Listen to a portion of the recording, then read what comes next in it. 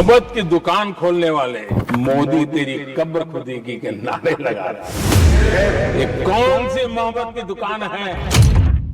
क्या ये संविधान का अपमान नहीं है? क्या ये मानवता का अपमान नहीं है? उनको इसका कोई खेद नहीं है। किस प्रकार के संस्कार और वृत्तियों से पले बड़े लोग हैं ये मोदी की कब्र क्यों खोदना चाहते हैं? किसी ने पूछा था, मोदी जी आपके स्वास्थ्य का क्या राज है? मैंने कहा, मैं डेली 2 किलो गाली खाता हूं। इस सदन के अंदर मोदी को गाली देने का काम न किया हो इन लोगों ने। ये सिर्फ नारा नहीं है, इनके भीतर पड़ी हुई नफरत का प्रतिबिंब है। हमने 370 की दीवार गिरा दी, इसलिए मोदी की कब्र खोदना चाहते हैं। पाकिस्तानी आतंकियों को घर में घुस करके जवाब देते हैं, इसलिए मोदी की कब्र खोदने की बात करते। ऑपरेशन सिंदूर करते हैं, इसकी उनको परेशानी होती है और इसलिए वो मोदी की कब्र खोदते हैं। राष्ट्रपति जी के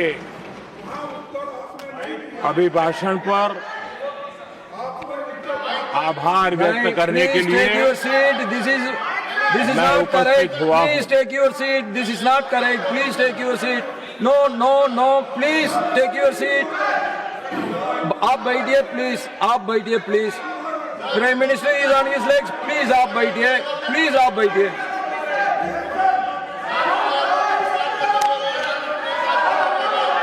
आदरणीय सभापति जी, इस धन्यवाद प्रस्ताव पर समर्थन के लिए इस सदन में अपनी भावनाओं को व्यक्त करना मैं अपना सौभाग्य मानता हूं। आदरणीय सभापति जी,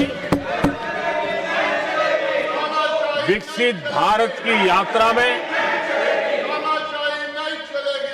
बीते वर्ष देश के तेज प्रगति से विकास के वर्ष रहे हैं। Nothing will go on record except Prime Minister's जीवन speech. के हर क्षेत्र में, समाज के हर वर्ग को उनके जीवन में परिवर्तन का एक कालखंड रहा है। एक सही दिशा में तेज गति से देश आगे बढ़ रहा है। आदरणीय राष्ट्रपति जी ने बहुत ही बढ़िया तरीके से पूरी संवेदनशीलता के साथ उन्होंने This is not correct. इस You विषय please को sit your seat. हम please. सबके सामने प्रस्तुत किया है। आदरणीय सभापति जी, मेरी एक प्रार्थना है, आदरणीय खड़गे जी की उम्र देखते हुए वो बैठ करके भी नारे बोल सकते हैं तो अच्छा होगा, ताकि उनको कष्ट न हो। पीछे नौजवान बहुत लोग हैं, तो खड़गे जी को No. आप बैठते बैठते भी When you are speaking, they are listening. You are नारे listening. बोलने की अनुमति दे दीजिए।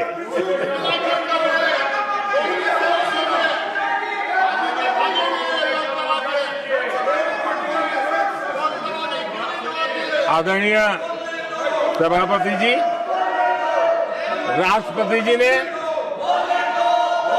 इस देश के मध्यम वर्ग, इस देश के निम्न मध्यम वर्ग, इस देश के गरीब, इस देश के गांव, इस देश के किसान, महिलाएं, विज्ञान हो, प्रौद्योगिकी हो, कृषि हो, सभी विषयों को लेकर के बहुत ही विस्तार से भारत के प्रगति का एक स्वर संसद में गूंजा है।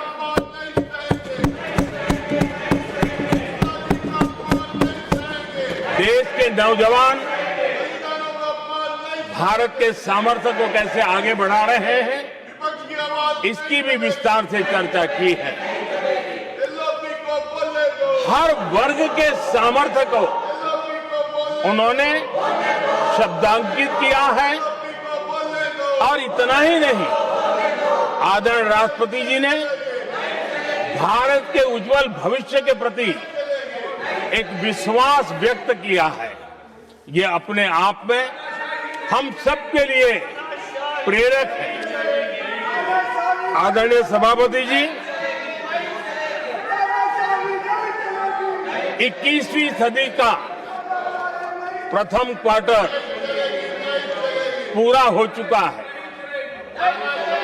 लेकिन ये दूसरा क्वार्टर जैसे पिछली शताब्दी में भारत की आजादी के जंग में दूसरा क्वार्टर बहुत ही निर्णायक बना था। मैं साफ साफ देख रहा हूं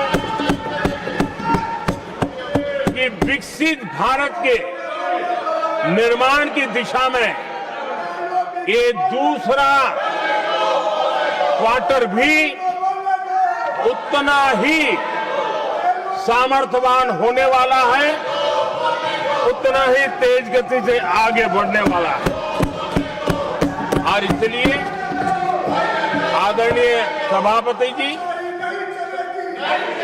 राष्ट्र का हर व्यक्ति ये महसूस कर रहा है कि एक अहम पड़ाव पर हम पहुंच चुके हैं।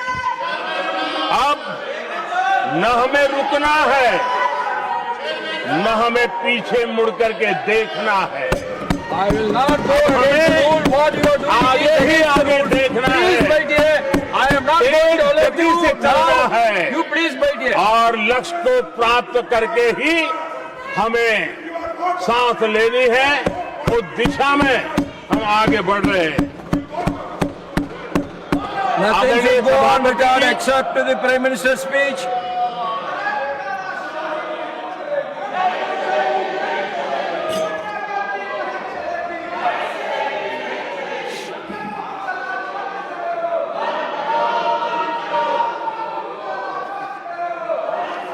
आदरणीय सभापति जी, वर्तमान में अगर हम देखें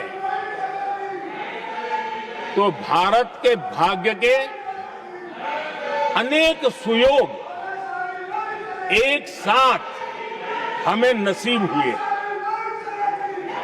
ये अपने आप में बहुत ही उत्तम संयोग है, ऐसा मैं मानता हूं। सबसे बड़ी बात है, विश्व के समृद्ध से समृद्ध देश भी बुजुर्ग होते जा रहे हैं। वहां की आबादी उम्र के उस पड़ाव पर पहुंची है हम जिन्हें बुजुर्ग के रूप में जानते हैं। हमारा देश ऐसा है जो विकास की नई ऊंचाइयां छू रहा है। उसी समय दिनों दिन हमारा देश युवा होता जा रहा है, युवा आबादी वाला देश है। ये अपने आप में एक बहुत अच्छा सुयोग है। आदरणीय सभापति जी,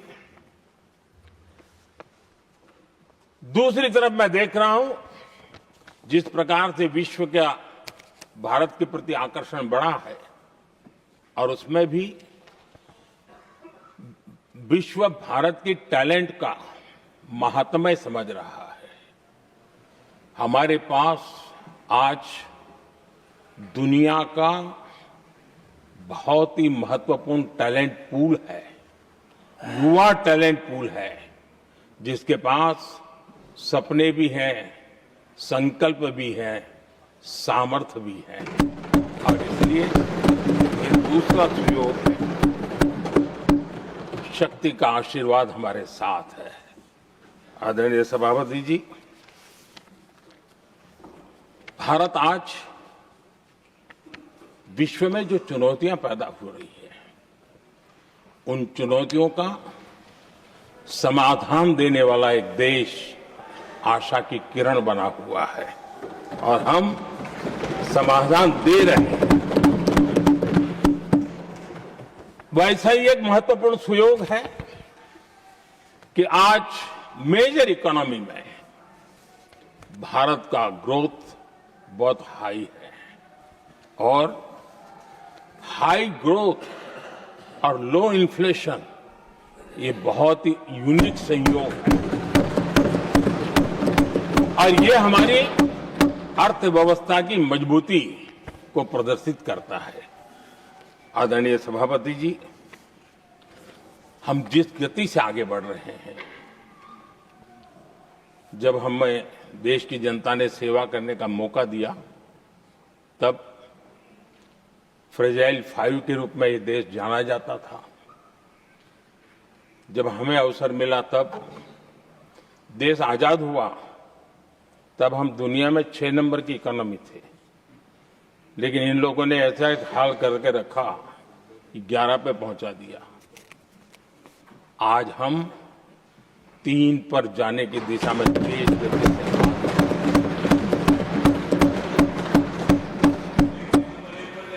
आदरणीय सभापति जी, आज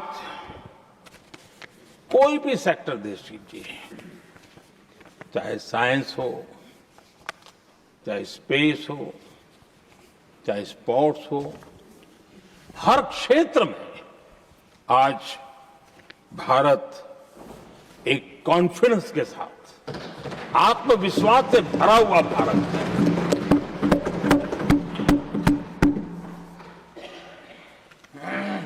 कोविड के बाद विश्व में जो स्थितियां पैदा हुई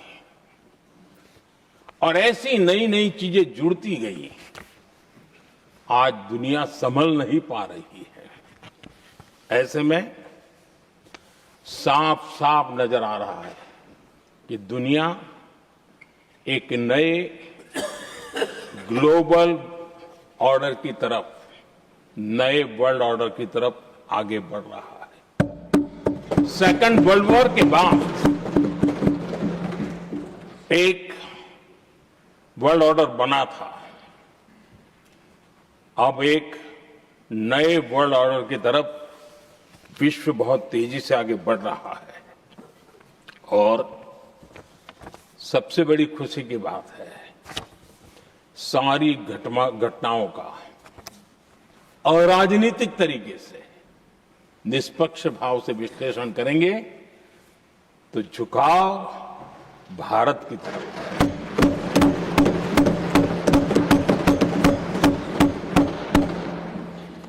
विश्व मित्र के रूप में, विश्व बंधु के रूप में आज भारत अनेक देशों का विश्वस्त पार्टनर बना है और हम कंधे से कंधा मिला करके विश्व कल्याण की दिशा में भी अपनी उचित भूमिका निभा रहे हैं, अपने सामर्थ्य से सहाय भी कर रहे हैं। आदरणीय सभापति जी, आज पूरा विश्व ग्लोबल साउथ की चर्चा करता है, लेकिन उस चर्चा के सूत्रधार के रूप में आज भारत वैश्विक मंचों पर ग्लोबल साउथ की बुलंद आवाज बन गया है।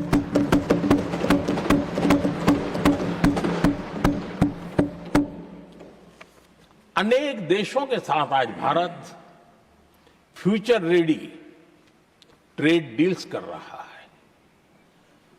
पिछले कुछ ही समय में दुनिया के महत्वपूर्ण 9 बड़े देशों के साथ 9 बड़े हमारे ट्रेड डील हुए और उसमें मदर ऑफ ऑल डील एक साथ 27 देशों के साथ यूरोपियन यूनियन के साथ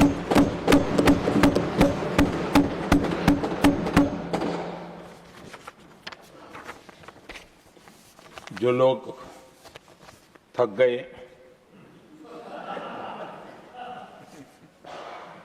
बेचारे चले गए, लेकिन कभी न कभी उनको जवाब देना पड़ेगा कि देश की ऐसी हालत कैसे बना के रखी थी कि दुनिया का कोई देश हमसे डील करने के लिए आगे नहीं आता था। आपने कोशिश की होगी, पीछे पीछे पीछे बहुत चक्कर लगाए होंगे, लेकिन किसी ने आपकी तरफ देखा भी नहीं होगा।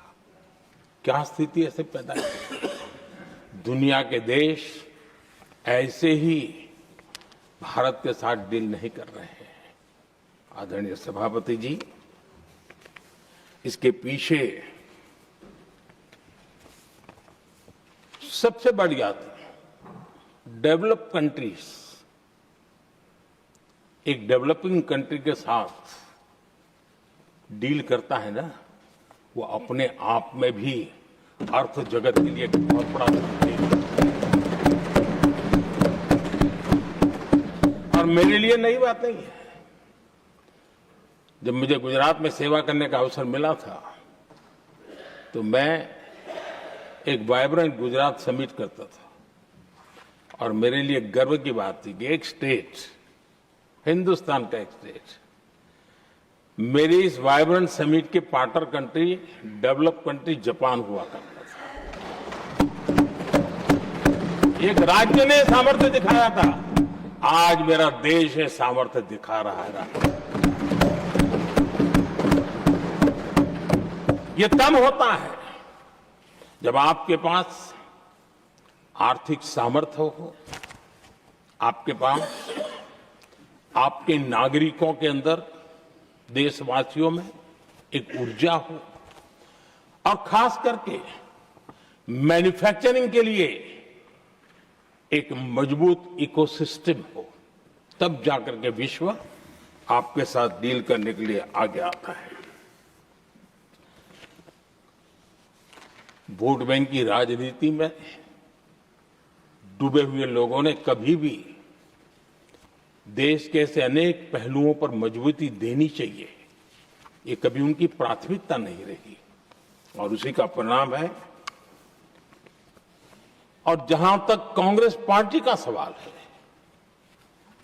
मैं साफ साफ कहना चाहता हूं, और मेरे शब्दों पे भरोसा नहीं तो मैं देश को, लोगों को कहूं कुछ मत करो, सिर्फ लाल किले से कांग्रेस के प्रधानमंत्रियों के जो भाषण है, सिर्फ उन भाषणों का एनालिसिस कर लो, आपको साफ साफ लगेगा कि न उनके पास कोई सोच थी, न उनके पास कोई विजन था, और न ही कोई इच्छा शक्ति थी। और इसका परिणाम है कि देश को इतना भुगतना पड़ा। आदरणीय सभापति जी, मैं कोटि कोटि देशवासियों का आभारी हूं। उन्होंने सेवा करने का अवसर दिया। हमारी काफी शक्ति उनकी गलतियों को ठीक करने में जा रही है। दुनिया के मन में जो उनके समय की छवि है, उस छवि को धोने में मेरी ताकत लगती है। ऐसा बर्बाद करके रखा हुआ था, और इस काम के लिए हमने फ्यूचर रेडी पॉलिसीज पर बल दिया है। और आज आपने देखा होगा, देश नीति के आधार पर चल रहा है, पॉलिसीज के आधार पर चल रहा है। एडोकिज्म को हमने त्याग कर दिया है, और उसके कारण विश्व का विश्वास बनता है। हमने रिफॉर्म, परफॉर्म, ट्रांसफॉर्म के मंत्र को लेकर के आगे बढ़े, और आज स्थिति ऐसी है कि देश रिफॉर्म एक्सप्रेस पर सवार हो चुका है।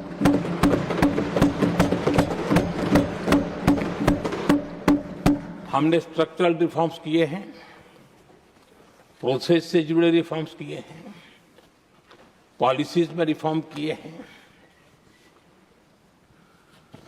हमारा मैन्युफैक्चरिंग सेक्टर, हमारे उद्यमी ये सशक्त हो, भारत की हर चीज का वैल्यू एडिशन हो, उस दिशा में हमने प्रयास किया है।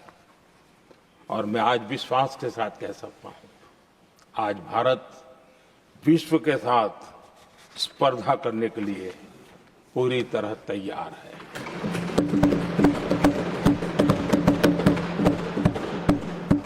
जब मैं विश्व के सीईओ फोरम की समिट देखता हूं, आज दुनिया हमारे उद्यमियों को समानता के रूप में देखती है। और जब पिछले दिनों सभी दलों के डेलीगेशन विश्व में गए थे, ये भाव उन्होंने भी अनुभव किया और आकर के मुझे सभी दल के माननीय सांसदों ने अपने अनुभव बता रहे थे, बड़ा गर्व से कह रहे थे कि हाँ, बराबरी से बात हो रही है। ये हमारे लिए अपने आप में बात है।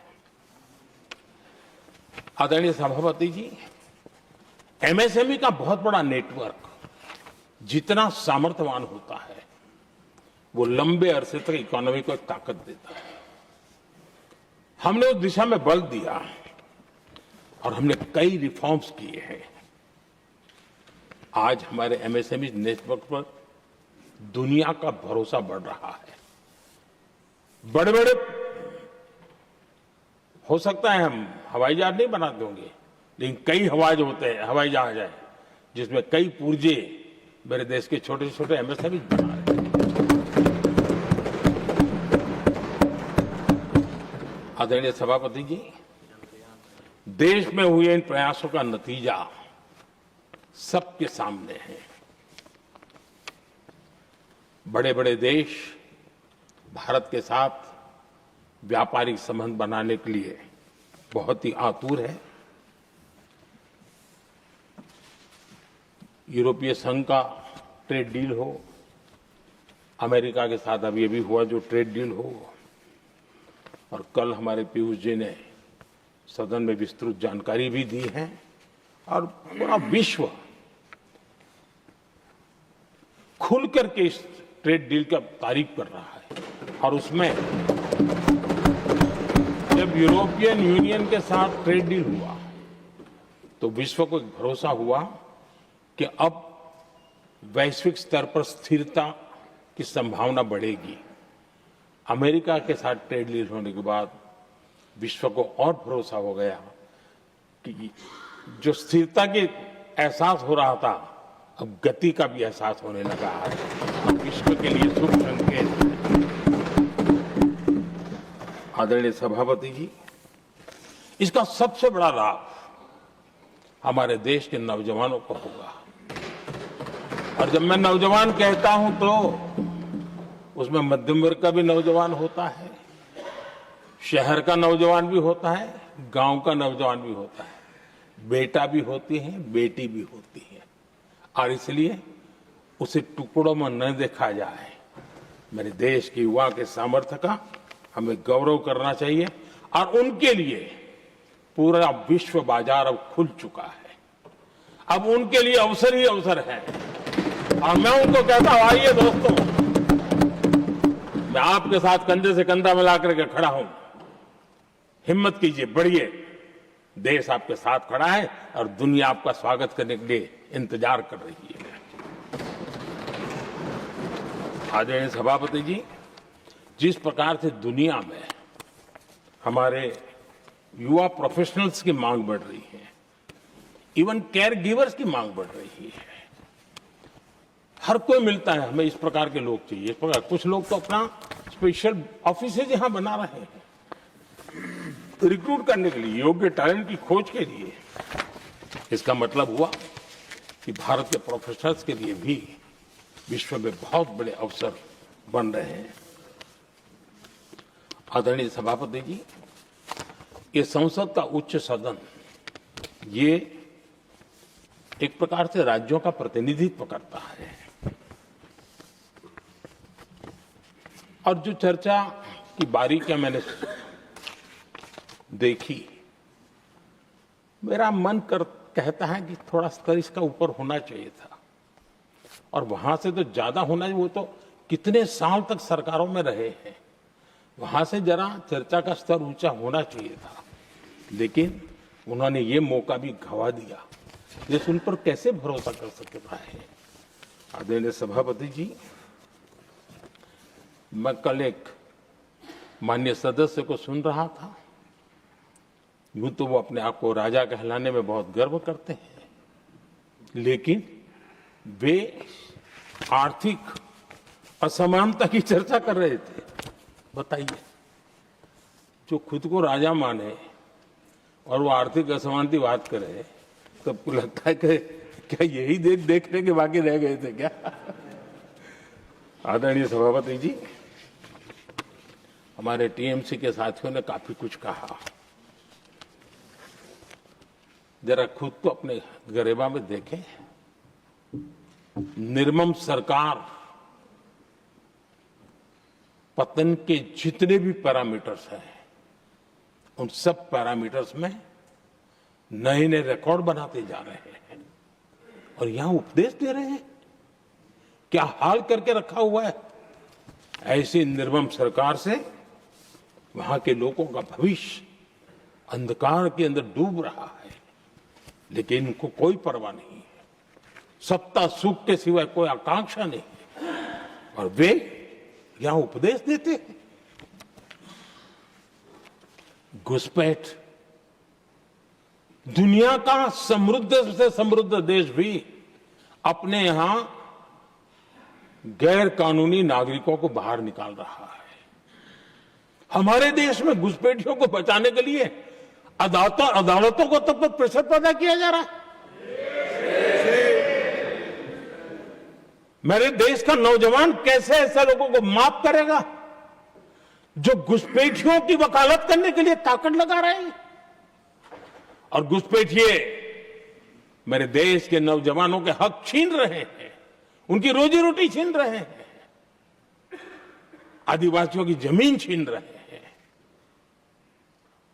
बेटे बेटियों की जिंदगी पर खतरे पैदा हो रहे हैं, लेकिन उनके लिए महिलाओं पर अत्याचार होते रहे। सत्ता नीति के सिवा कुछ करना नहीं, और वो यहां पर हमें उपदेश दे रहे हैं। और ऐसे चिंताजनक सभी विषयों पर आंखें मूंद करके बैठे हुए वो लोग हैं। एक हमारे माननीय सदस्य काफी कुछ बोल रहे थे, जिनकी पूरी सरकार शराब में डूब गई, जिनके शीश महल घर घर में नफरत का कारण बन गए, और शायद उनको ब्लैक शब्द ज्यादा पसंद है। हर एक का अपना अपना एक भूतकाल होता है।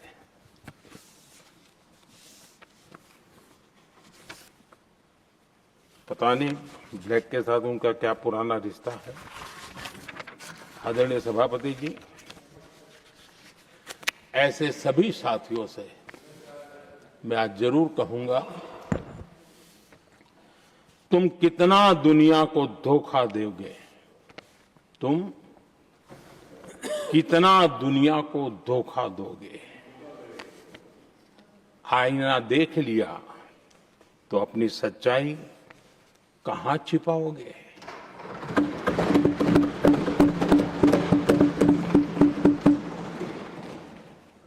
कांग्रेस हो, टीएमसी हो, डीएमके हो, लेफ्ट हो, ये दशकों से केंद्र में सत्ता में रहे हैं, सत्ता के भागीदार रहे हैं। राज्यों में भी उनको सरकारें चलाने का अवसर मिला है, लेकिन उनकी पहचान क्या बनी? आज डील की चर्चा होती है तो गौरव से कहते हैं, तब डील की चर्चा होती थी तो बॉफोर्स डील याद आता था। ये डील होते थे।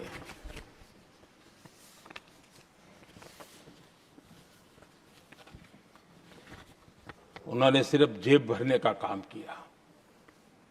नागरिकों के जीवन में बदलाव आना ये उनकी प्राथमिकता नहीं थी। आदरणीय सभापति जी, मैं कुछ उदाहरणों के साथ भी बात बताना चाहता हूं, क्योंकि यहां चर्चा में ये सारे विषय आए हैं। और इसलिए मुझे लिए कहना बहुत जरूरी है। अब एक उदाहरण देता हूं मैं बैंकिंग सेक्टर का। बैंकिंग सेक्टर एक प्रकार से अर्थव्यवस्था की ग्रिड होता है। 2014 से पहले फोन बैंकिंग का कालखंड था। नेता के फोन जाते थे और उसके आधार पर करोड़ों रुपया दे दिए जाते थे और गरीबों को तो बैंकों में दुत्कार मिलती थी, नफरत होती थी। देश की 50% से ज्यादा आबादी बैंक के दरवाजे तक नहीं देख पाई थी। कांग्रेस के नेताओं के फोन पर अरबों रुपये लोगों को दे दिए गए और जो ले जाते थे वो अपनी पर्सनल प्रॉपर्टी मान करके पैसे हजम कर जाते थे। यही खेल चलता रहा। कांग्रेस और यूपीए के राज में और आज जो इंडी अलायंस बनकर के बैठे हैं उनके राज में बैंकिंग व्यवस्था तबाही के कगार पर खड़ी थी। मैं नया प्रधानमंत्री के पद का दायित्व मुझे मिला। मैं एक देश के मुखिया से मैं मिला, ऐसे ही बात कर रहा था। मैंने कहा बैंकिंग की दृष्टि से हम कुछ आगे बढ़ना चाहिए। उन्होंने कहा पहले एक बार साहब जरा अभी आप नए हो, आपके बैंकों की व्यवस्था का अध्ययन कर लीजिए। हम कैसे हिम्मत करें। एक देश के नेता ने कोई ये जानकारियां थी, उसने मुझे बताया यहां इनको कोई परवाह ही नहीं।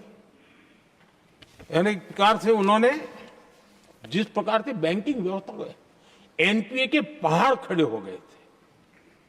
जहां भी देखो चर्चा चलती थी एनपीए का क्या होगा, एनपीए का क्या होगा, कैसे बचेंगे। आदरणीय सभापति जी, चुनौती बड़ी थी लेकिन हमने समझदारी से काम लिया। बैंकिंग व्यवस्था के सब कर्ता धर्ताओं को विश्वास में लिया। रिफॉर्म की आवश्यकता थी, हिम्मत के साथ रिफॉर्म किए। पारदर्शी व्यवस्था बनाई। ढेर सारे बैंकिंग रिफॉर्म्स हुए और जो सरकारी बैंक दुर्बल हो चुकी थी, ठीक नहीं चल पाती थी, उसको हमने बड़ी बैंक के साथ मर्जर कर दिया। और मुझे याद है किसी एक महाशय बड़े अपने आप को विद्वान मानने वाले ने लिखा था, अगर मोदी सरकार बैंकों में ये कर ले तो हिंदुस्तान का बहुत बड़ा रिफॉर्म हो जाएगा। वो काम मैंने आते ही कर दिए थे। आदरणीय सभापति जी, और इन सारी चीजों का नतीजा हुआ बैंकों में जो बीमारी घर कर गई थी, उस बीमारी से बैंकों को मुक्ति मिली। बैंकों का स्वास्थ्य सुधरा, लगातार सुधरा, अभी भी तेजी से आगे दौड़ रहे हैं। और बैंकिंग का जब स्वास्थ्य सुधरा तो लेन देन का कारोबार भी उनका बढ़ा, लोगों को पैसे मिलने लगे, सामान्य व्यक्ति को पैसे मिले। ऐसे ऐसे गरीब लोगों को लोन मिले जिनके लिए कभी बैंक के दरवाजे बंद थे, बेचारा दूर से देख करके उसे जाना पड़ता था। आज मुद्रा योजना जो देश के नौजवान को अपने पैरों पर खड़े रहने की ताकत देता है, मुद्रा योजना जो स्वरोजगार की प्रेरणा देता है, लेकिन स्वरोजगार के भाषण के काम नहीं होता है, उसका हाथ पकड़ना पड़ता है, उसको साथ देना पड़ता है, उसको सहाय देनी पड़ती है। और हमने मुद्रा योजना के द्वारा 30 लाख करोड़ रुपया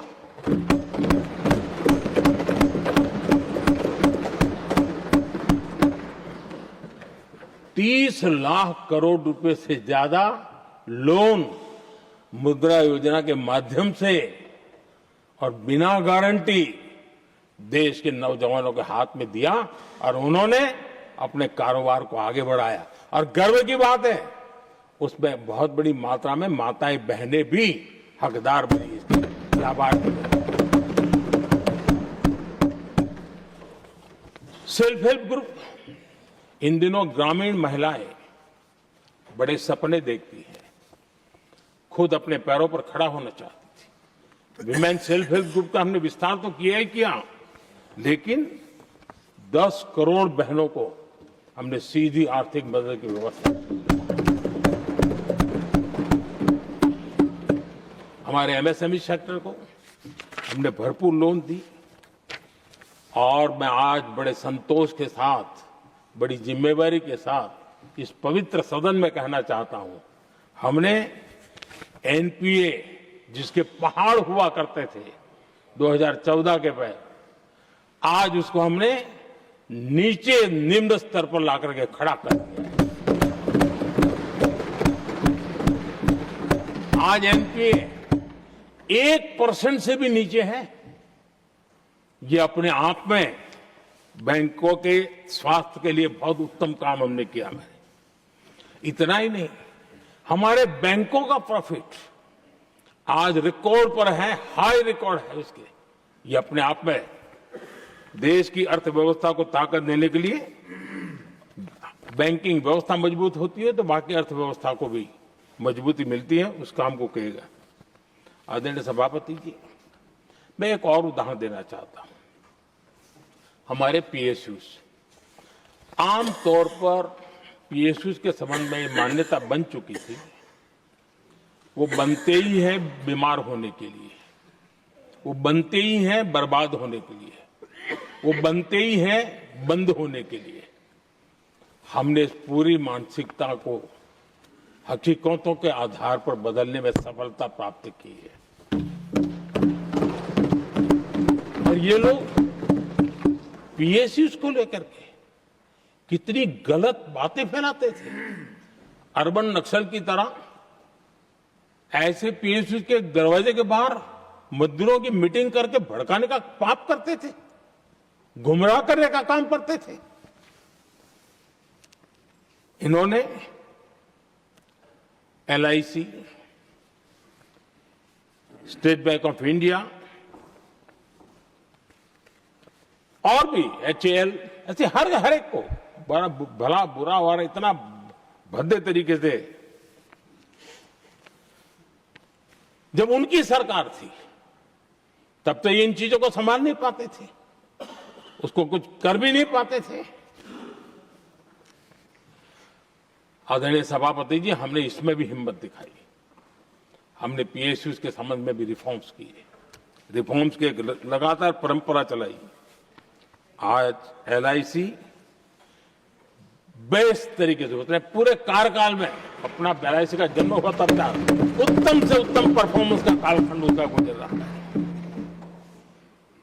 जिन पीएसयूज को कांग्रेस के नेता ताले लगवाने की कगार पर पहुंच चुका था और उसी पर अपनी राजनीतिक रोटी सेकने का प्रयास भी किया गया था, आज हमारे पीएसयूज रिकॉर्ड प्रॉफिट पर हैं।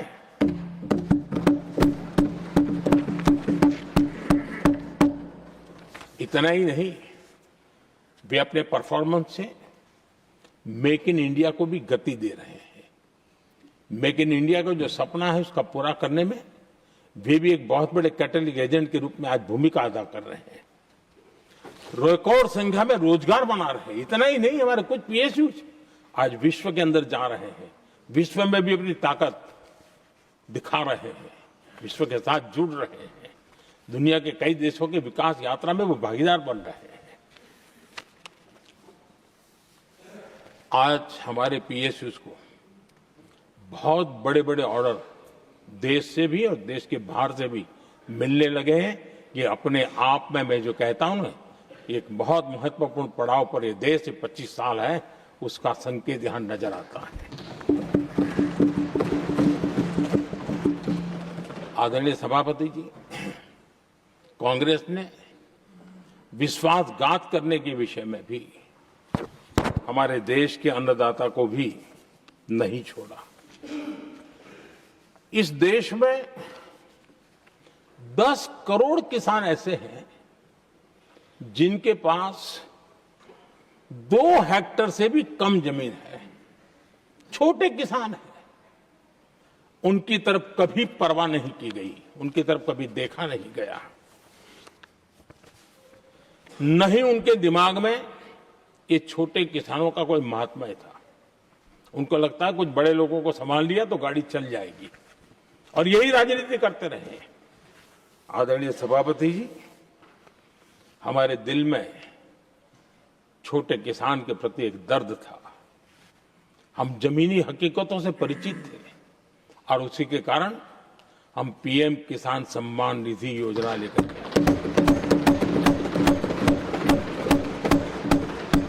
और आप इतने कम समय में हमारे इन छोटे किसानों के खाते में 4 लाख करोड़ रुपए हमने दिया है। 4 लाख करोड़ रुपए आंकड़ा छोटा नहीं होता है आदरणीय सभापति जी। और उसने हमारे छोटे किसानों को एक नई ताकत दी है, नए सपने देखने का सामर्थ्य दिया है। और मुझे पक्का विश्वास है कि हमारा किसान उस दिशा में जरूर भारत की आशा अपेक्षा के अनुरूप परिणाम देगा।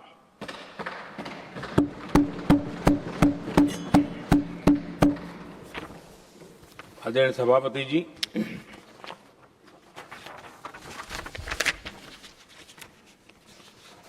यहां कुछ साथियों ने इम्प्लीमेंटेशन के संबंध में शिकायतों का भाषण काफी किए। शायद वो तय करके आए थे कि ऐसा ऐसा बोलना है, तो इसमें तो उनका ऐलान दिखता था, बाकी में तो नहीं दिखता है। आदरणीय सभापति, जब ये इम्प्लीमेंटेशन को लेकर के इतनी बड़ी बड़ी बातें करते हैं, मैं एक जरा किस्सा सुनाता हूं। मैं किसी का भला बुरा कहने के लिए नहीं कर रहा हूं, मैं सिर्फ हकीकतें रख रहा हूं। परेशानी जिनको होगी उनको होगी, लेकिन तथ्य तो तथ्य ही होते हैं। हमारे देश के एक नेता हिमाचल प्रदेश के दौरे पर गए थे और वहां से आने के बाद उन्होंने खुद ने ये घटना कहीं सुनाई, रिकॉर्ड पर उपलब्ध है। उसमें उन्होंने कहा,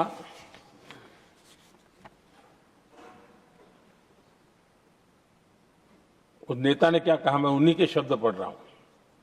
काफी लंबे समय तक मुझे योजना आयोग से संघर्ष करना पड़ा, क्योंकि वे पहाड़ी क्षेत्रों के लिए अलग योजनाएं बनाने को तैयार ही नहीं थे। मैं हिमाचल प्रदेश गई थी। जब मैं वापस आई तो मैंने योजना आयोग में कहा कि हमारे कामदारों को, वर्कर्स को जीप की जरूरत नहीं है, बल्कि खच्चरों की आवश्यकता है, ताकि कम से कम उन पर सामान आदि लादा जा सके। आगे भी उन्होंने कहा, लेकिन मुझे बताया गया हम पैसा तो जीप के लिए ही देंगे, क्योंकि खच्चरों के लिए पैसे देने की पॉलिसी नहीं है। इसी भाषण में आगे वो कहती हैं, अब वहां सड़कें ही नहीं थी। उनका कहने का कारण यह था कि हिमाचल में जहां वो गई वहां सड़कें ही नहीं थी। अब वहां सड़कें ही नहीं थी तो फिर उस पर जीप का क्या लाभ हो सकता है? जीप लेकर के कौन जाएगा जहां रोड नहीं है? लेकिन उस समय योजना आयोग का जोर था या तो जीप या तो कुछ भी नहीं। आदरणीय सभापति जी, ये भाषण किसी और का नहीं, ये कांग्रेस के वरिष्ठ नेता और तत्कालीन प्रधानमंत्री इंदिरा गांधी का भाषण है।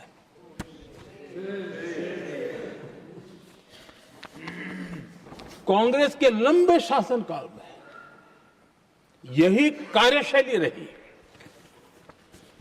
और जिसको इंदिरा जी खुद जानती भी थी कि ये पाप चल रहा है,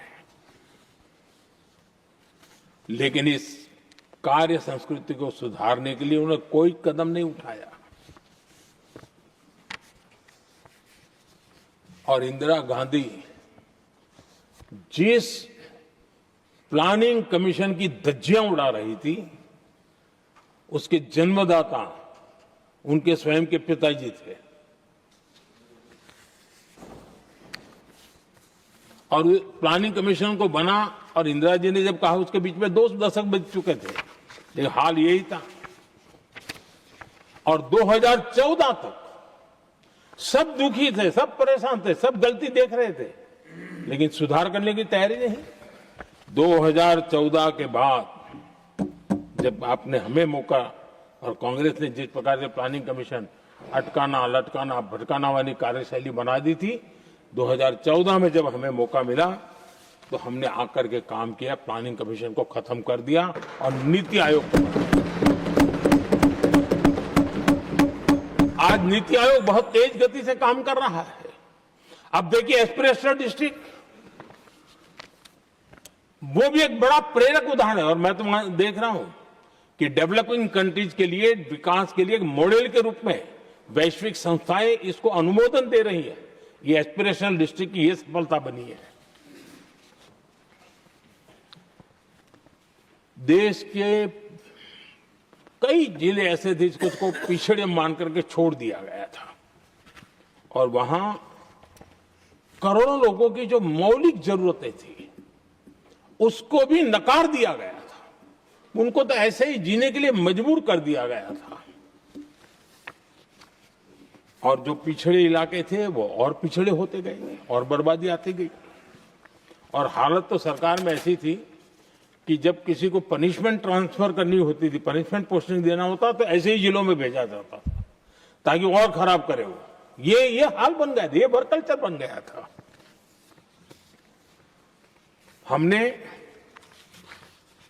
इस स्थिति को बदला। सबसे पहला आग्रह किया, यंग होनहार अफसरों को लगाया जाएगा और पूरा 3 साल का मौका उसको दिया जाए काम करने का।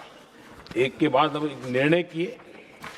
और आज देखिए किसी समय छत्तीसगढ़ का हमारा बस्तर एस्पिरेशनल डिस्ट्रिक्ट में था, आज वो बस्तर पूरे देश में बस्तर ओलंपिक के नाम से चर्चा में है।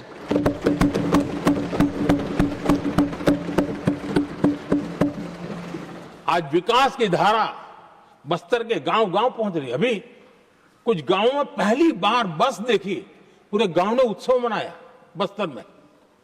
ये परिस्थितियां छोड़ करके गए हुए हैं लोग, और यहां पर पता नहीं किस प्रकार से देश को कहां ले जाना चाहते हैं लोग।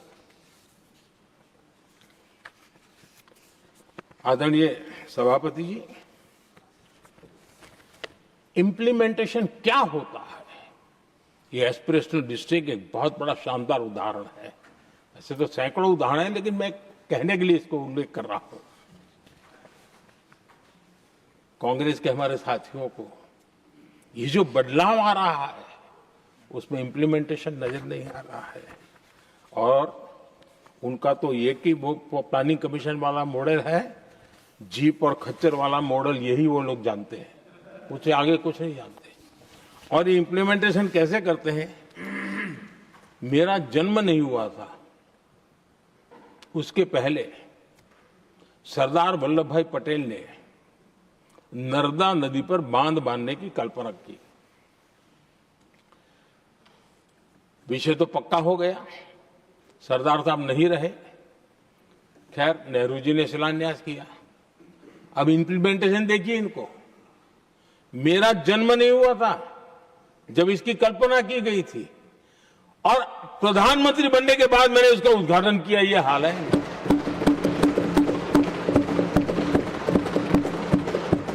और उनका इंप्लीमेंटेशन देखिए, मुझे मुख्यमंत्री रहते हुए 3 दिन अनशन पर बैठना पड़ा था नर्मदा सरदार सरोवर डैम के लिए, मेरे राज्य के किसानों के लिए। मैंने अपने आप को दांव पर लगा दिया था, तब जाकर के भारत सरकार को झुकना पड़ा, और तब जाकर के सरदार सरोवर डैम के कंस्ट्रक्शन को गति मिली। और यहां मैं पहुंचा तब मुझे उसका उद्घाटन करने का सौभाग्य मिला। और आज कच्छ तक, हावड़ा बीएसएफ के लोग जहां बैठते हैं वहां तक नर्मदा का शुद्ध पानी पीने के लिए पहुंच रहा है।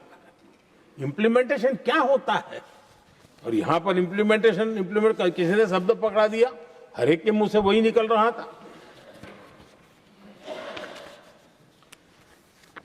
हमने कांग्रेस की कार्यशैली को बदलने के लिए जब मैंने देखा कई ऐसे काम थे अटके पड़े हुए, कोई पूछने वाला नहीं थे फाइलों में, और पॉलिटिकल फायदे के लिए अनाउंसमेंट कर दिए, दिए जला दिए, पत्थर लगा दिए, करना कुछ नहीं। आखिरकार मैंने एक टेक्नोलॉजी वाला प्लेटफॉर्म बनाया यहां आकर के, प्रगति के नाम से। ये प्रगति प्लेटफॉर्म का मैं उदाहरण देता हूं, आप हैरान हो जाएंगे।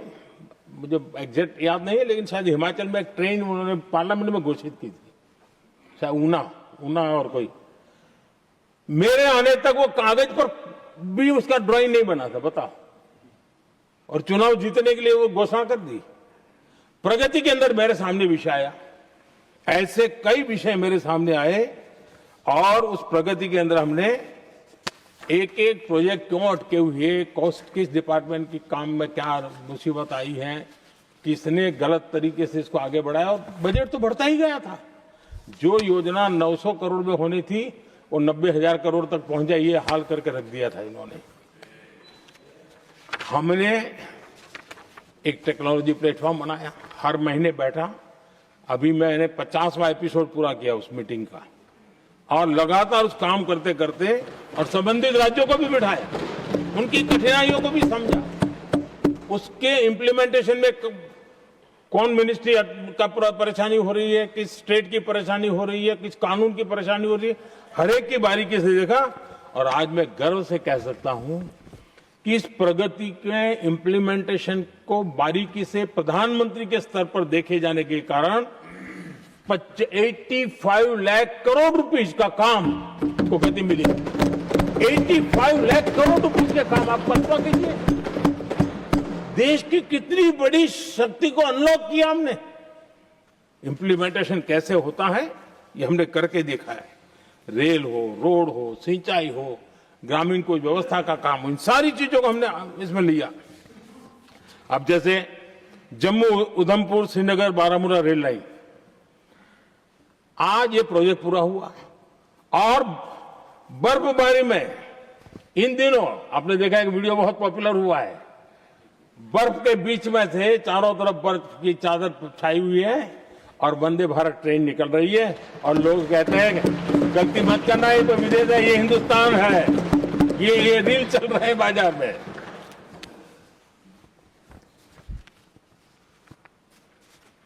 लेकिन 3 दशक तक यही प्रोजेक्ट लटका हुआ था। 3 दशक, 30 साल, आप कल्पना कर सकते, 2 पीढ़ी आगे बढ़ जाए, ये यहीं के अटके पड़े थे।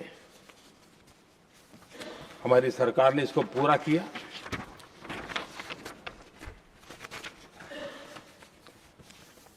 आदरणीय सभापति जी, मैं असम की बात करता हूं, और कोई ये मत सोचो कि मैं चुनाव है इसलिए बोल रहा हूं।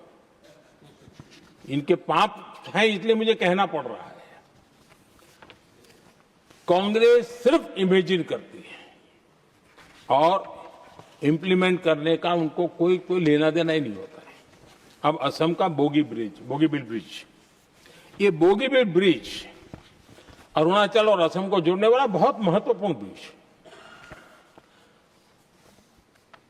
कितने ही सालों तक ये प्रोजेक्ट लटका रहा।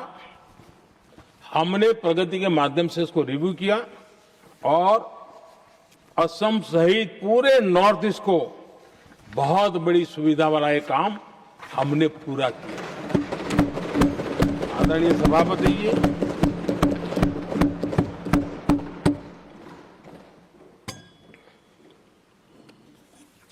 इंप्लीमेंटेशन की बातें जब करते हैं तो एक बार हमारे पास तो तथ्यों के साथ चीजें हैं कि हमने चीजों को समय पर पूरा करने की दिशा में आगे बढ़े। और इन दिनों तो जो काम कर रहे हैं समय से पहले हो रहा है। हमने पूरी दुनिया को कहा था कि हम 2030 तक यहां पहुंचेंगे सोलार में, हमने वो काम 2025 में कर दिया। हमने इथेनॉल का समय तय किया था, हम उसमें भी 2-3 साल पहले ही काम पूरा कर लिया। तो एडवांस में हम काम पूरा करने का, इंप्लीमेंटेशन की ताकत हमारे से उससे भी ज्यादा है। आदरणीय सभापति जी, भाजपा हो, एनडीए हो, हमारा अप्रोच, चीजों की तरफ देखने का हमारा दृष्टिकोण समस्या के समाधान के लिए हमारी सोच और कांग्रेस के बीच में आसमान जमीन का अंतर है, बहुत फर्क है। मैं आपको उदाहरण देता हूं। हमारी सोच ये है कि 140 करोड़ देशवासी ये इतने सामर्थ्यवान हैं कि वह चुनौतियों को समाधान दे सकते हैं। ये हमारी सोच है। हमारा भरोसा है देशवासियों पर, उनके सामर्थ्य पर हमारा भरोसा है, और यही लोकतंत्र की भी सच्ची ताकत होती है। लेकिन कांग्रेस देशवासियों को ही समस्या मानती है। अब मैं इनका इतना बोल करके छोड़ दूंगा तो आज पता नहीं रात को उनको नींद नहीं आएगी और गालियां कल कैसी दे उसका प्लानिंग चलेगा। लेकिन मैं उदाहरण के साथ बताना चाहता हूं किस प्रकार से लोग सोचते थे देशवासियों के लिए।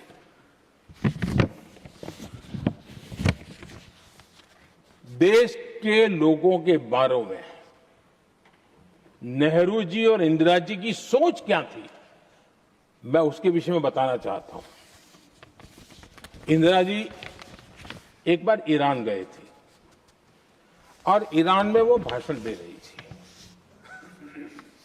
और उस भाषण में उन्होंने नेहरू जी के साथ जो बातचीत हुई थी उसका उल्लेख किया। खुद ने कहा है, उन्होंने कहा, और मैं जो इंदिरा जी ने कहा था उसको कोट कर रहा हूं, जब किसी ने मेरे पिताजी से पूछा, यानी नेहरू जी से पूछा कि उनके सामने कितनी समस्याएं हैं, तो उन्होंने उत्तर दिया था 35 करोड़। नेहरू जी ने जवाब दिया था कि उनके सामने कितनी समस्याएं हैं, बोले 35 करोड़। उस समय हमारे देश की जनसंख्या थी 35 करोड़। अब आगे देखिए, 35 करोड़ देशवासी नेहरू जी को समस्या लगते थे। ऐसा कोई मुखिया हो सकता है क्या जी? और इस बात का उदाहरण देते हुए इंदिरा जी ने आगे कहा कि आज देश की जनसंख्या 57 करोड़ है, इसलिए मेरी समस्याओं की संख्या भी उतनी ही बड़ी है। यानी पिताजी को 35 करोड़ समस्या वाले देशवासी लगते थे, अब 57 करोड़ उनको समस्या। कोई ऐसा हो सकता है जो अपने ही देशवासियों को समस्या माने? ये फर्क है उनकी सोच और हमारी सोच में, ये फर्क है उनके अप्रोच और हमारे अप्रोच में।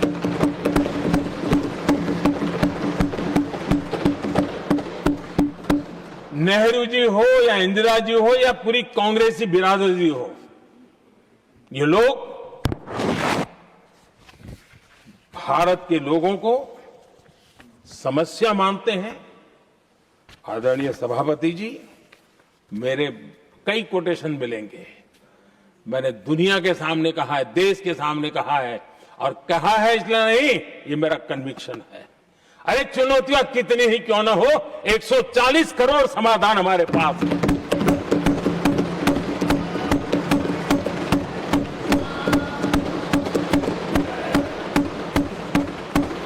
हमारे लिए देशवासी समर्थक की पूंजी है।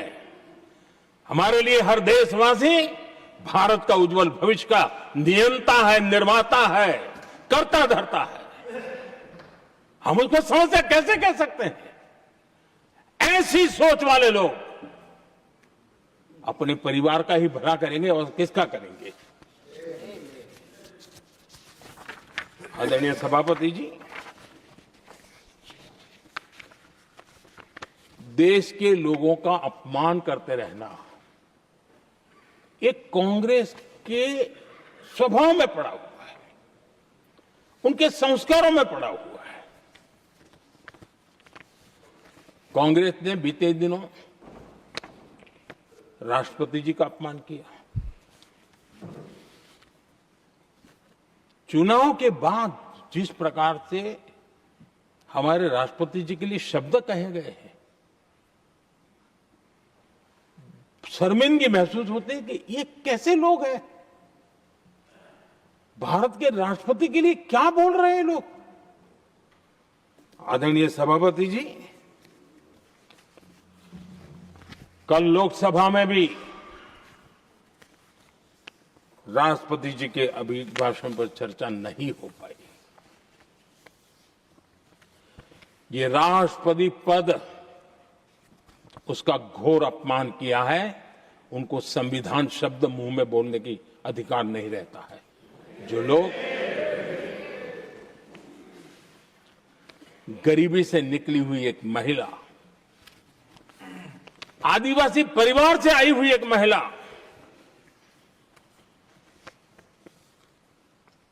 जब आपने लोकसभा में जो व्यवहार किया है, आपने आदिवासी समाज का अपमान किया है, आपने महिला का अपमान किया है। भारत के सर्वोच्च पद पर विराजमान, संविधान ने जिनको सर्वोच्च पद दिया है, आपने उनका अपमान किया है। आपने संविधान का अपमान किया है।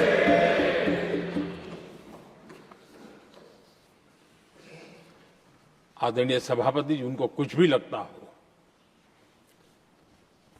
कांग्रेस को ये गुनाह की Honorable members, it is now 6 p.m. If the House agrees, we may sit beyond 6 p.m.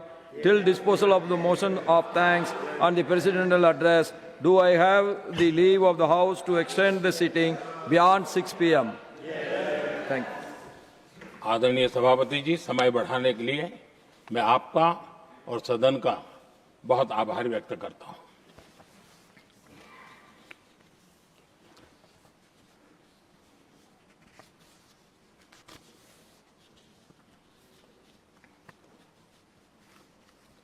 आदरणीय सभापति जी, बड़ी दर्दनाक लोकसभा की घटना है और शायद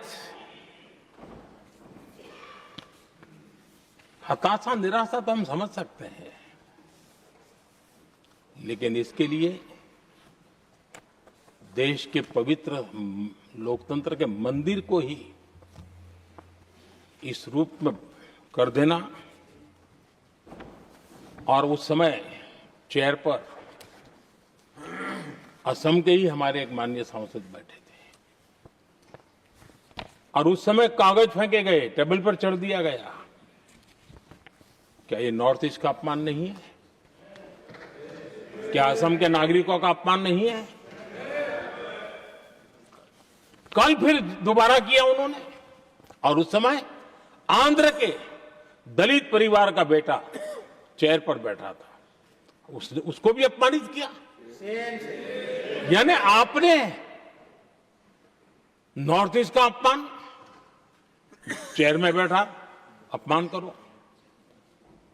आंध्र के एक दलित परिवार का बेटा चेयर पर बैठा, उसका अपमान करो।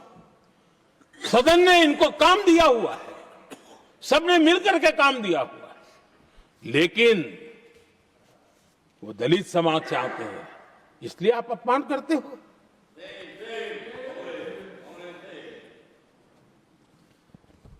और ऐसा लगता है कांग्रेस के लोगों को असम की जनता के प्रति बड़ी नफरत है। उनको लगता है कि उसकी जनता ने उनका साथ छोड़ दिया, मतलब उनके दुश्मन हो गए। क्या कभी लोकतंत्र में ऐसे सोचते हैं क्या? मुझे तो तब बहुत पीड़ा हुई थी जब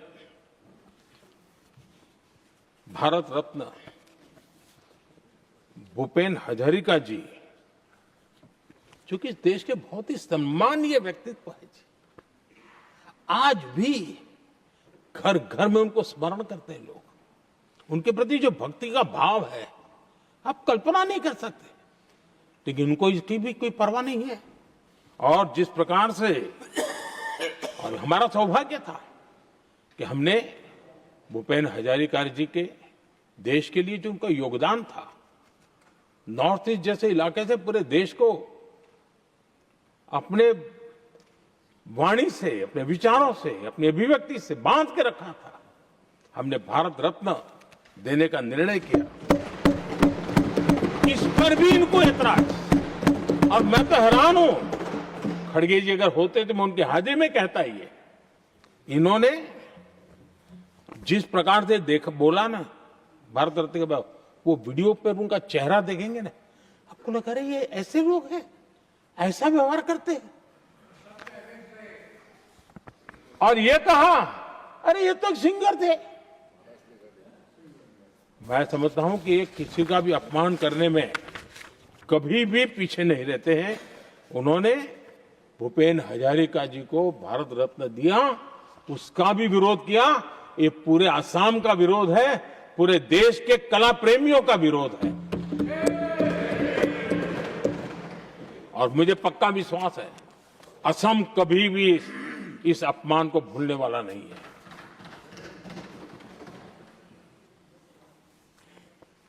आदरणीय सभापति जी, कल जो घटना घटी, इसी सदन के एक माननीय सांसद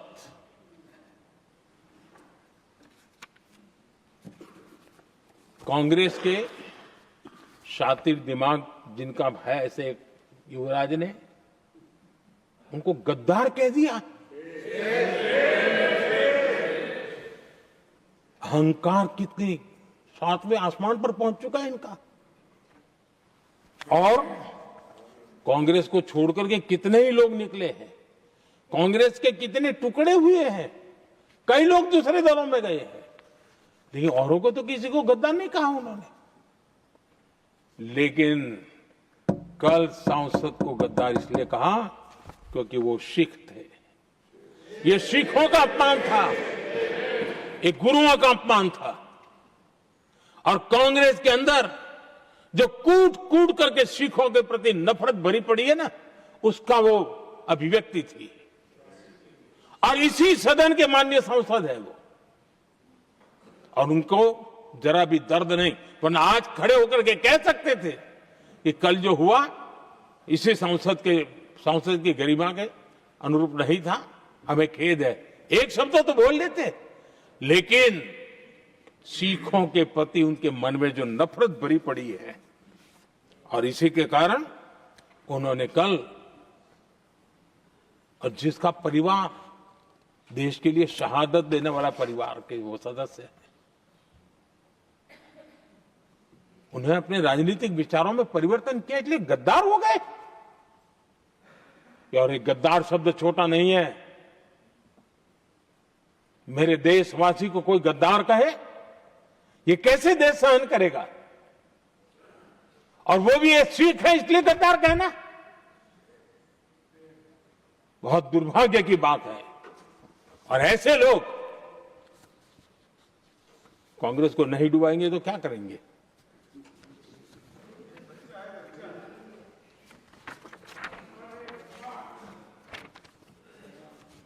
आदरणीय सभापति जी, एक तरफ ये दृश्य है और दूसरी तरफ हमारे सदानंद जी मास्टर का दृश्य है।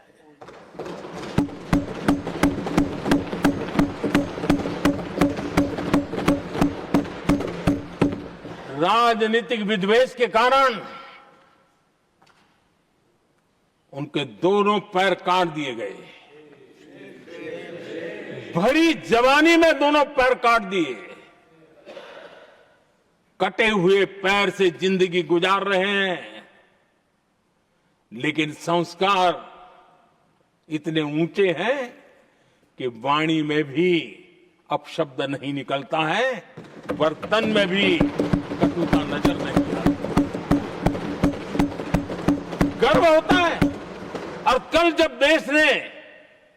जब उनका पहला भाषण हो रहा था सदन में, और उन्होंने जब अपने बेंच पर आपसे इजाजत लेकर के अपने कटे हुए पैर के लिए वो जिस नीम का उपयोग करते हैं, आर्टिफिशियल नीम का, उन्होंने जब रखा, वो दृश्य देश के लिए पीड़ादायक था कि इस देश में ऐसा ही बंधारण की बातें करने वाले इंडिया अलायंस के लोग, और ये इंडिया अलायंस पूरा जिम्मेवार है इसके लिए,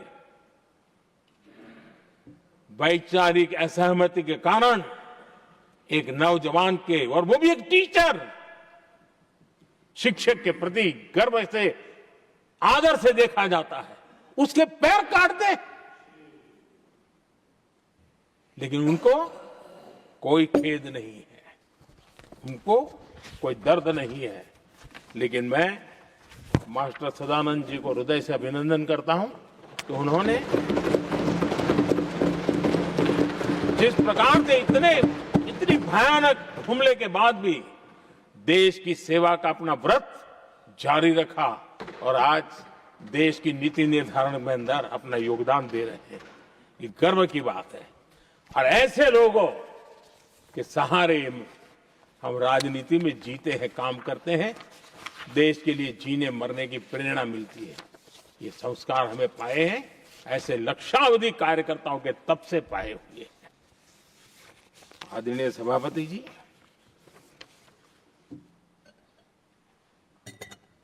इन दिनों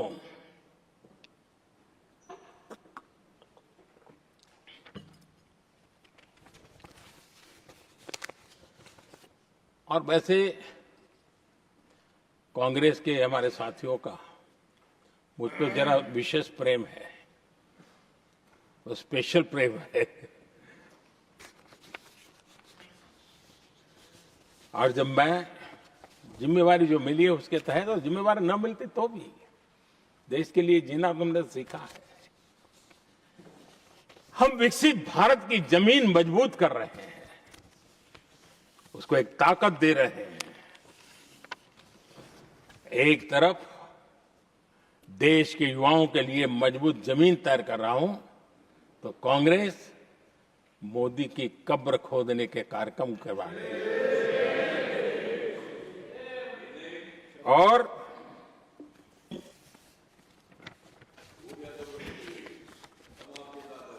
मोहब्बत की दुकान खोलने वाले मोदी तेरी कब्र खुदेगी के नारे लगा रहे हैं जी। ये कौन सी मोहब्बत की दुकान है जो देश के ही किसी नागरिक के कब्र खोदने के सपने देखती हो? ये कौन सा संविधान से उन्होंने सीखा है जो देश के ही किसी नागरिक के कब्र खोदने की बात करते हो? क्या ये संविधान का अपमान नहीं है? क्या ये मानवता का अपमान नहीं है? क्या ये सार्वजनिक जीवन की मर्यादाओं का अपमान नहीं है? और उनको इसका कोई खेद नहीं है। अगर इसके बाद क्या बयान देंगे? बयान देखो, प्रधानमंत्री राज्यसभा में भी रो रहा था।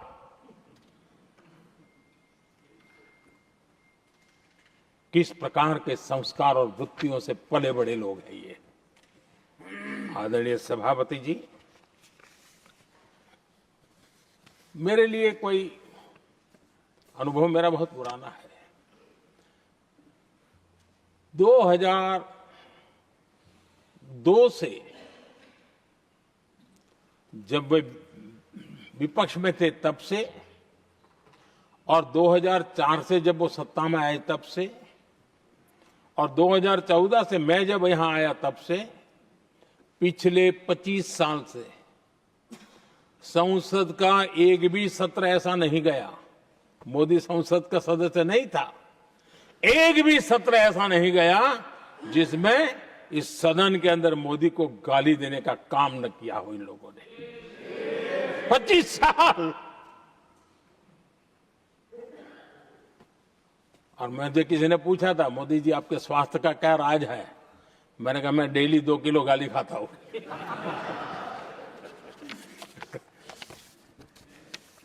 आदरणीय सभापति जी, ये मोदी की कब्र क्यों खोदना चाहते हैं? ये सिर्फ नारा नहीं है, ये इनके भीतर पड़ी हुई नफरत का प्रतिबिंब है, इसकी अभिव्यक्ति है। और वे इसलिए हैं, हमने 370 की दीवार गिरा दी, इसलिए वो मोदी की कब्र खोदना चाहते हैं। हमने नॉर्थ ईस्ट में बम बंदूक और आतंक का जो छाया बना रहता था, नॉर्थ ईस्ट में शांति और विकास का राह अपनाई, इसलिए वो मोदी की कब्र खोदने पर सोच रहे हैं। पाकिस्तानी आतंकियों को घर में घुस करके जवाब देते हैं। इसलिए मोदी की कब्र खोदने की बात करो। ऑपरेशन सिंदूर करते हैं, इसकी उनको परेशानी होती है और इसलिए वो मोदी की कब्र खोदते हैं।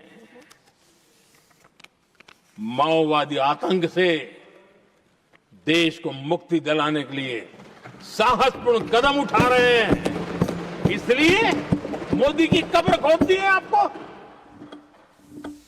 हमने नेहरू जी ने देश के साथ बहुत बड़ा अन्याय किया था, सिंधु जल समझौता करके। उस सिंधु जल समझौते को हमने एबेंस में डाल दिया। क्या इसलिए आप मोदी की कब्र खोदने के नारे लगा रहे हो? आदरणीय सभापति जी, कांग्रेस की परेशानी कुछ और है। ये पचा नहीं पा रहे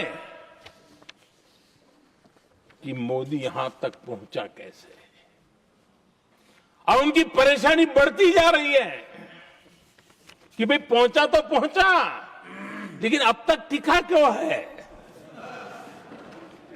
और इसलिए वे एक ही रास्ता उनके लिए बचा हुआ लग रहा है कि मोदी तेरी कब्र खुदेगी। आदरणीय सभापति जी, ये तो मान करके बैठे थे। उनका लोकतंत्र, संविधान का कोई लेना देना नहीं।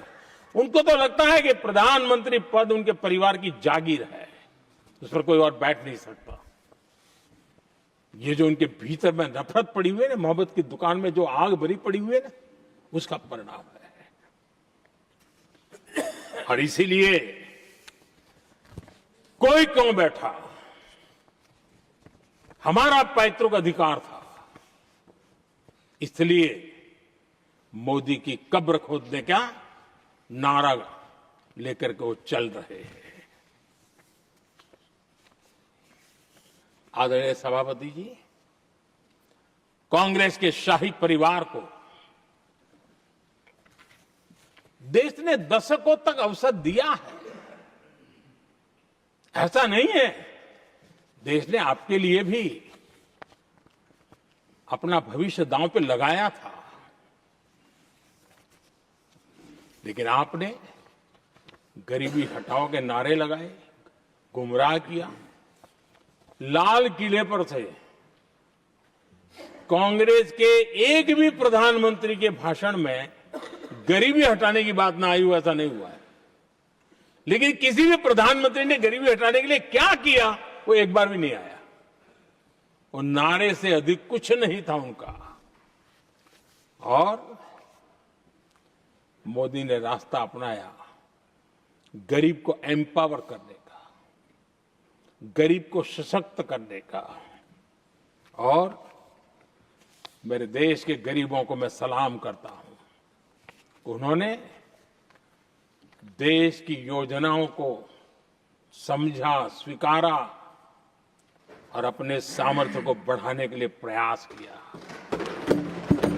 मैं देश के गरीबों का गौरवगान करता हूं कि हमारी नीतियों पर भरोसा करके, हमारी नीयत पे भरोसा करके उन्होंने भी अपने आप को खपाने के लिए कोई कमी नहीं रखी।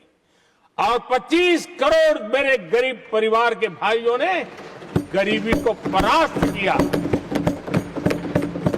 और खुद गरीबी से बाहर आए हैं। मैं उनको सलाम करता हूं। मेरे 25 करोड़ देशवासी जो निराशा में पड़े हुए थे, दूर एक आशा की किरण दिखाई दी, उठ खड़े हुए और आज हमारे साथ चल पड़े। आदरणीय सभापति जी, 2014 के पहले इम्प्लीमेंटेशन की बातें करते थे। हमारे यहां सैकड़ों लोग रेलवे क्रॉसिंग पर मरते थे। स्कूल की बस रेलवे क्रॉसिंग से जा रही है, 20-20, 25-25 स्कूल के बच्चे मरने की खबरें आती थी।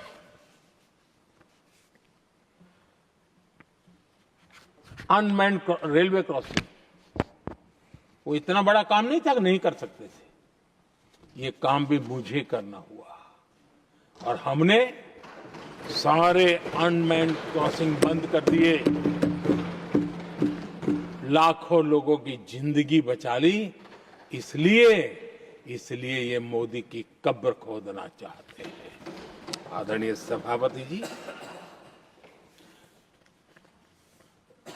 2014 से पहले इस देश में 18,000 गांव ऐसे थे जिनको बिजली का मतलब पता नहीं था। बिजली का कोई तार होता है, कोई बल्ब होता है, कोई लट्टू जलता हुआ उसमें उजाला निकलता, पता नहीं था उनको। 18,000 गांव 2014 के बाद जब आपने हमें दायित्व देशवासियों ने दिया, उन 18,000 गांव जिन्होंने कभी बिजली का मुंह तक नहीं देखा था, बिजली का शब्द भी कान पे नहीं सुना था, उन गांवों में उजाला पहुंचाया। इसलिए इनको मोदी की कब्र खोदने के सिवाय अब कोई रास्ता नहीं दिख रहा है। आदरणीय सभापति जी, वो भी एक वक्त था जब देश में बार बार खबरें आती थी, मीडिया में हेडलाइन हुआ करती थी, सरहद की स्थिति के संबंध में बयान आते थे, गोला बारूद नहीं है, बुलेट प्रूफ जैकेट नहीं है, बर्फ के बीच खड़ा है, बर्फ में खड़े रहने के लिए जो जूते चाहिए वो जूते तक नहीं उसके पास, ये खबरें आती थी। हमने देश के जवानों के लिए खजाने खोल दिए, देश के जवानों को जो चाहिए वो देने की दिशा में चल पड़े। और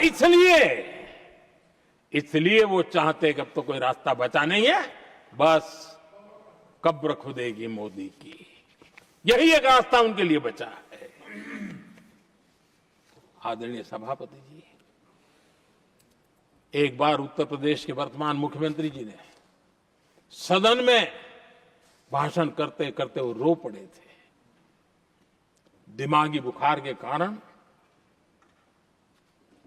बच्चे, अनगिनत बच्चे मर रहे थे। इनको कभी सूझा नहीं कि इस दिमागी बुखार से मुक्ति दिलाई जा सकती है। आदरणीय सभापति जी, आंख की बीमारी ट्रकोमा, लोग परेशान होते थे, आंखें चली जाती थी और विज्ञान प्रगति कर चुका था, हो सकता था, वो नहीं कर सकते थे। हमने दिमागी बुखार से भी मुक्ति दिलाई और हमने ट्रकोमा से भी देश के लोगों की आंखें बचाई। यही सफलताएं हैं, यही संवेदनशीलता है, समाज के लिए जीने मरने का यही संकल्प है। पल पल, तिल तिल समाज के लिए बिताना, घिसना, झलना, वो उनको परेशान कर रहा है। तब जाकर के मोदी तेरी कब्र खुदेगी, ये मंत्र लेकर के चल रहे हैं, ये सपने देख करके चल रहे हैं और बातें लोकतंत्र की करते हैं। मोहब्बत की दुकान के साइन बोर्ड लगाते हैं। क्या सार्वजनिक जीवन में ऐसी नफरत होती है? आदरणीय सभापति जी, इनकी सरकार रिमोट से चलती थी, मेरी सरकार भी रिमोट से चलती है। 140 करोड़ देशवासी मेरा रिमोट है।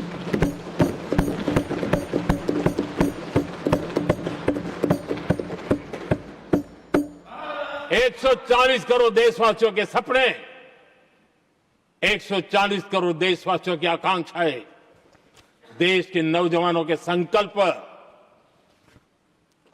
इनके लिए हम जीते हैं, इनके लिए सरकार चलाते हैं। सत्ता हमारे लिए सुख का रास्ता नहीं है, सत्ता हमारी सेवा का माध्यम है।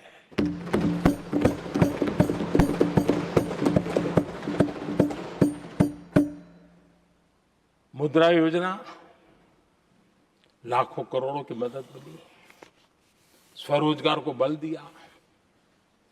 कांग्रेस ने कभी स्टार्टअप कल्चर को प्रमोट ही नहीं किया। कुछ सैकड़ों में स्टार्टअप बेचारे अपने उनको पता भी नहीं था। और इनका तो हाल ये है आदरणीय सभापति जी, अपने घर के स्टार्टअप को भी वो लिफ्ट नहीं कर पा रहे।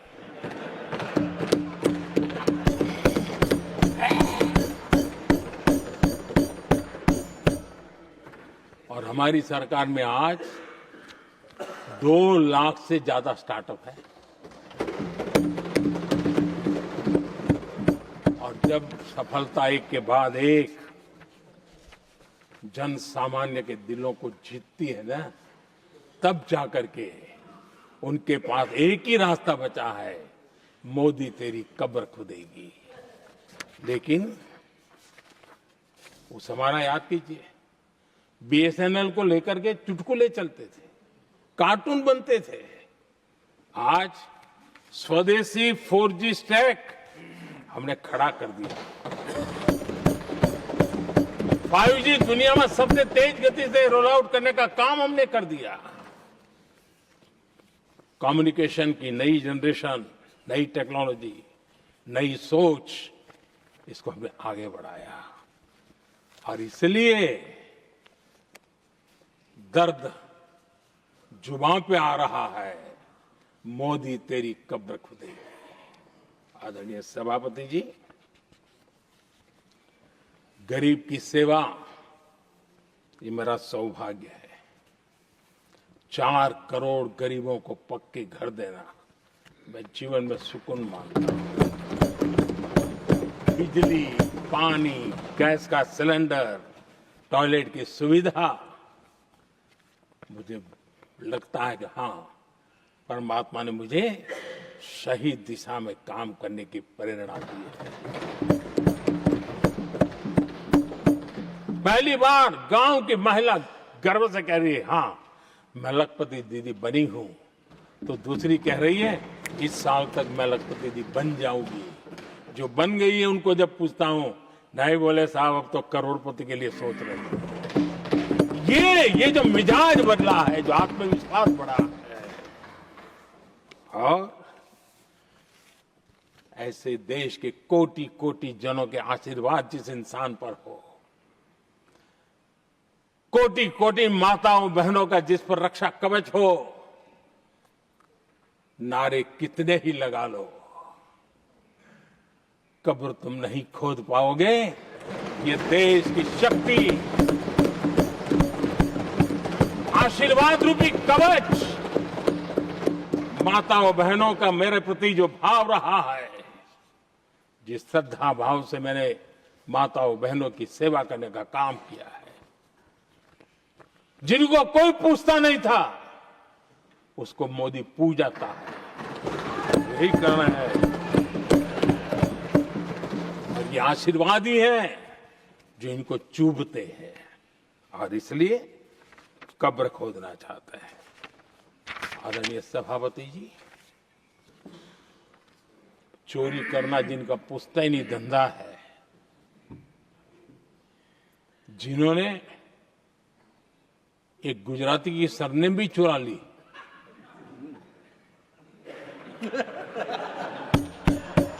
महात्मा गांधी की सरनेम चुरा ली, ये लोग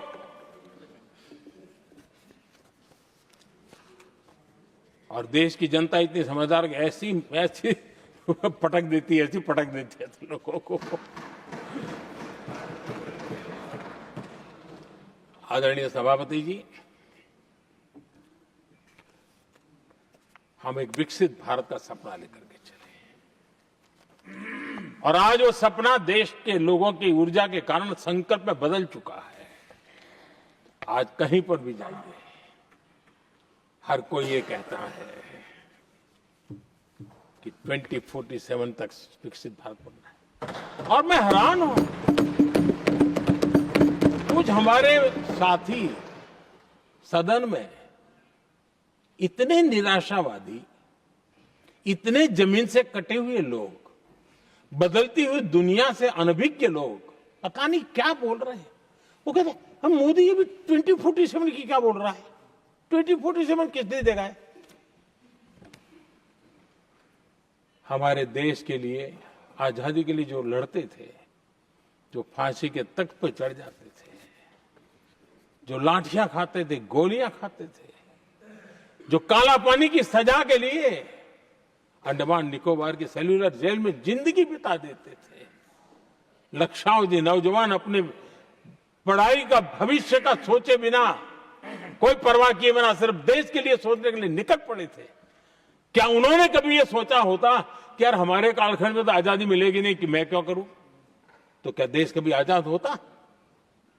ये इतने निराशावादी लोग हैं कि जब मैं डिजिटल इंडिया की बात करता था, मैं फिनटेक की चर्चा करता था, मैं यूपीआई की बात करता था, तो ये कहते थे अरे इस देश में गरीब आदमी मोबाइल फोन पर कैसे पैसे का कारोबार करेगा? 3 साल के भीतर भीतर देश ने दिखा दिया ये हो सकता है। और मैं हैरान था जिस दिन ऐसा भाषण संसद में हुआ, देश का मीडिया भी, मैं भी, ऐसे लोग, उनकी जो इकोसिस्टम है वो नाच रही थी कि देखिए मोदी को तगड़ा जवाब दिया। मोदी ने जवाब नहीं दिया। आपके हाथ में मोबाइल फोन जब यूपीआई से चलता है, काम करता है ना, तो जवाब अपने आप मिल जाता है।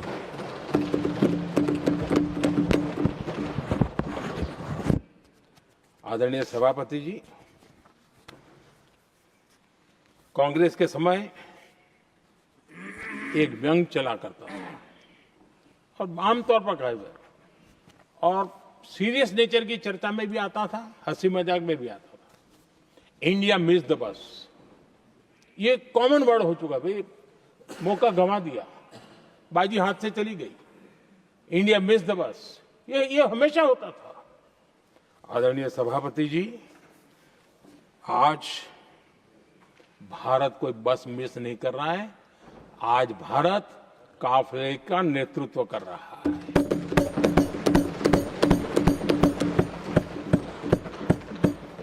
आदरणीय सभापति जी, देश का भविष्य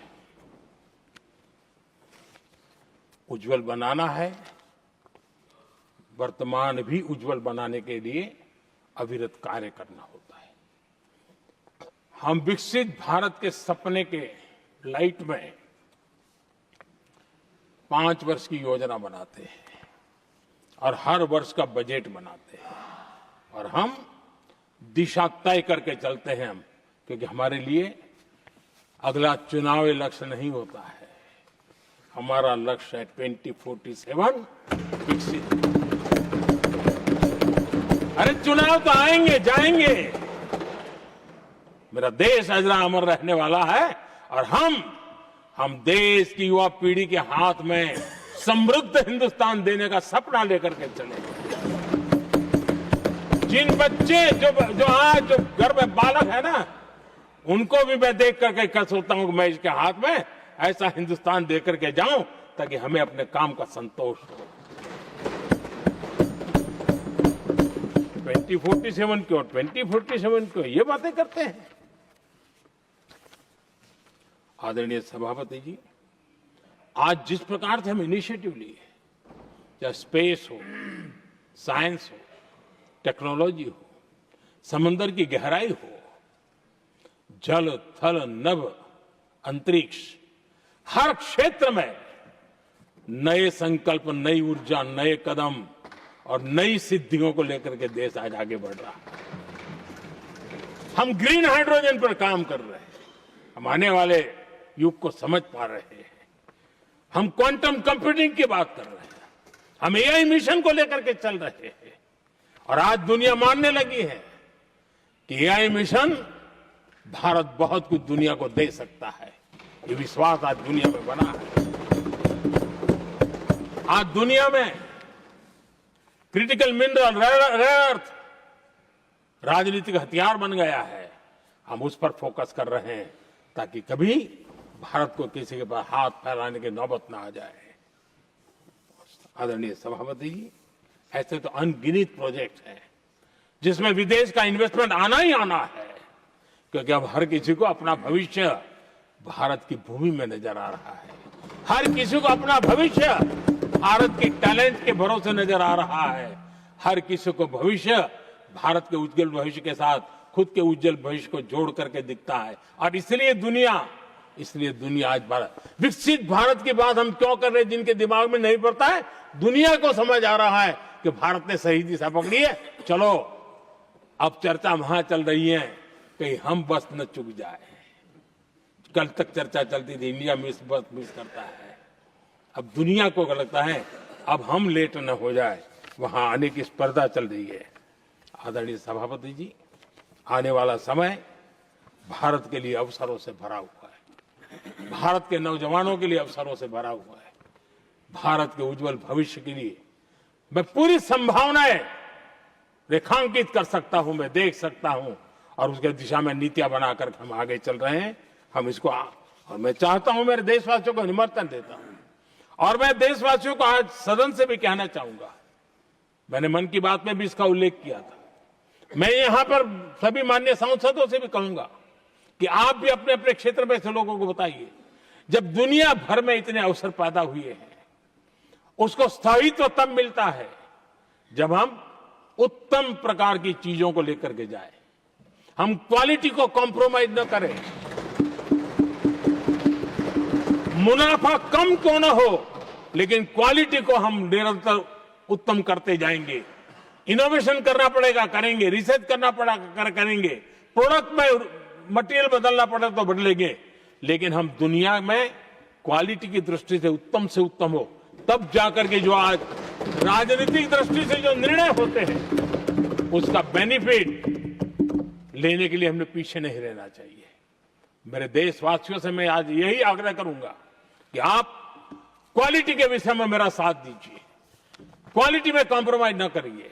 आप देखिए, दुनिया सिर्फ और सिर्फ made in India, made in Bharat, made in India, made in Bharat, इसके लिए गीत गाने लग जाएगी। आदरणीय सभापति जी, मैं कांग्रेस के मित्रों का भी आज आभार व्यक्त करता हूं कि कम से कम मुझे, उनको पता था, पहले प्रयोग कर चुके थे, पिछले 10 साल में मुझे 5-6 बार इस प्रकार से बोलने से रोका गया, क्योंकि उनको मालूम था एक बार शुरू होता हूं तो रुकता नहीं। और मैंने कहा था एक बार, एक अकेला, तो अब अनुभव से सीख गए हैं कि इसमें कोई दाल गलने वाली नहीं है, तो समझदारी से काम लिया, और ऐसी समझ उनको निरंतर मिलती रहे, ये भी मैं प्रार्थना करता रहूंगा। आदरणीय सभापति जी, मैं राष्ट्रपति जी के उद्बोधन में योगदान देने वाले सभी सांसदों का भी आभार व्यक्त करता हूं। जो भी उत्तम विचार यहां प्राप्त हुए हैं, उत्तम विचार देश की प्रगति में जरूर काम आएंगे, ऐसा मैं विश्वास देता हूं। और आदरणीय राष्ट्रपति जी का इस संबोधन के लिए मैं हृदय से आभार व्यक्त करते हुए मेरी वाणी को विराम देता हूं। बहुत बहुत धन्यवाद।